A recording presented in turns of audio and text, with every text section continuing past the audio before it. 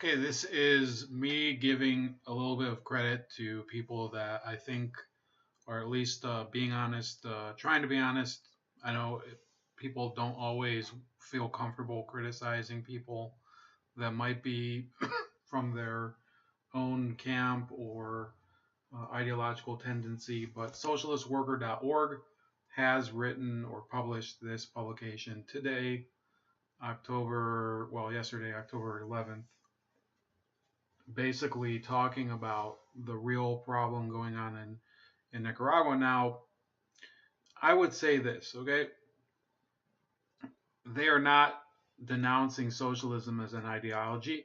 And I think that there are other issues in Nicaragua, aside from socialism, that are causing basically the disintegration of civil society and concentration of power with a person who's now essentially crushed all opposition, Daniel Ortega, which is, just this mechanism of ending any checks and balances. Okay, I think this happens in a lot of different types of governments, and to kind of label socialism as the only problem, I think is wrong. I would say that the socialist economy and some of the policies that he's implemented, not all of them are socialist, have contributed to it. But this person, Claudio Katz, says writing about Nicaragua is as painful and sad as it is indispensable. Memories of the Sandinista revolution are still alive for the generation that lived through it. To remain silent would be an affront to those who took part in that memorable insurrection against Somoza. Events of recent months leave little room for doubt. A series of social protests has been brutally repressed. Some 350 from only one side have died at the hands of police or paramilitary forces. In all cases, there was gunfire against unarmed demonstrators who responded to or escaped from the onslaught as best they could. Information from numerous sources concur in describing an escalating barrage of gunshots at point blank range, producing at first a handful of deaths and then nearly 60 by the end of April. This tragedy was not interrupted when negotiations began. To the contrary, the dialogue was marked by a further 225 such crimes. There is no justifying such savagery. Official statements and the voices raised in their support provide no proof of the quote terrorist actions that they impute to the victims, nor have there been any significant losses on the government side and no evidence of the use of firearms on the part of the opposition. Now, I'll just note that there were improvised mortars, but those are really not that effective if you think about it. And sometimes they're actually dangerous to the assailant. These events have not only been denounced by supporters of the fallen, a vast range of witnesses and a broad gamut of journalists have corroborated the accounts. But most important are the authorized voices of former Sandinista commanders and leaders who have verified what has happened with on-the-scene reports. Their denunciations have great credibility and coincide with the outlook of foreign participants in the revolution. Their judgments have added importance in light of their deep knowledge of the actors in conflict. The bloodshed unleashed by Ortega's government parallels the reaction of any right-wing president. It has been the typical state violence against the discontented. In the face of such atrocious behavior, a movement that had begun with some basic demands was quickly transformed into democratic resistance to oppression. The original demands about Social Security reforms were sidetracked in face of the Dantesque spectacle of hundreds gunned down by the regime's gendarmes. To raise one's voice against this crime and demand an immediate end to the repression and the persecution of those responsible is the first duty in face of these events. And then they say, so this is an interesting paragraph, the initial protests against the Social Security tax increase found great support among the population. This reaction pointed up the discontent brewing in diverse sectors. People were becoming annoyed at how official policies were diverging from the government's revolutionary past. Orteguismo, or Ortegaism, bears not the least affinity with its origins in the Sandinista movement. Ortega has made strategic alliances with the business class, adopted economic measures demanded by the International Monetary Fund, and strengthened ties with the church after imposing an outright ban on abortion. He has consolidated his bureaucratic hold over business enterprises that originated in the appropriation of public goods. Under Ortega's direction, clientelist electoral system has been put in place. Continued use of old Sandinista emblems and discourse obscures this qualitative change, which reproduces the involution that other such progressive processes have undergone. So, there's an honest article. They do talk about the fact that he uses the trappings, the cosmetic symbolism of socialist revolutions in order to essentially implement policies that they don't really have anything to do with helping the people. I would argue that, that's really the way every socialist regime ends up being. It depends how long it takes. With Vietnam, they basically won their war to impose communism in Vietnam, and then it did not take very long for them to kind of decide, well, we're just gonna be like any other country and screw our people anyway. So that's the way I look at it. These people obviously don't agree because they believe that socialism can be implemented. They don't know. They don't understand the way human beings work.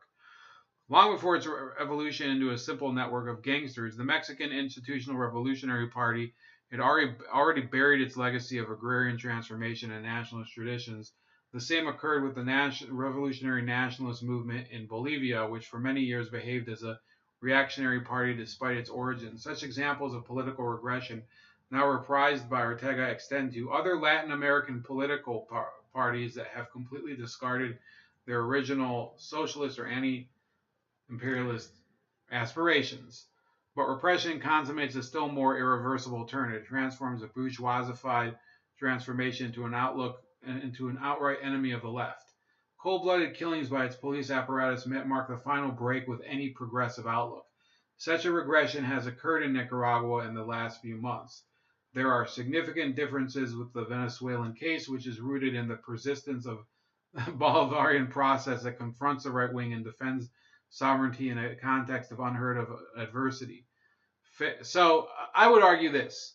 These people are not willing to, they're willing to admit that it went wrong in Nicaragua because the West doesn't really have much to gain from the Nicaraguan regime falling. There is no significant national resource to be exploited in Nicaragua. So they're pretty much willing to let it drift away.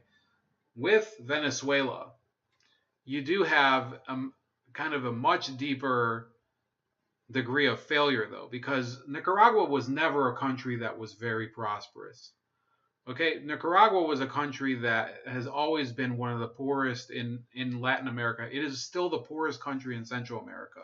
And what they did in Venezuela, which I think is it's debatable which one is worse, but I think Venezuela, they took a country that was relatively well put together.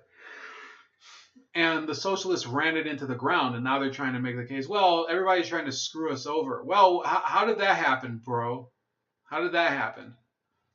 There are significant differences with the Venezuelan case, blah, blah, blah. Facing an interminable succession of guarimbas, Chavismo has done battle against coup attempts, paramilitary incursions, and provocations by groups trained by the CIA. It has committed many injustices and harassed certain popular fighters, but its principal problem has been the destabilization promoted and financed by imperialism. Now, I believe that what they've done is the principal problem is that they're basically plundering their own treasury and moving the assets abroad and calling that socialism. That's not socialism.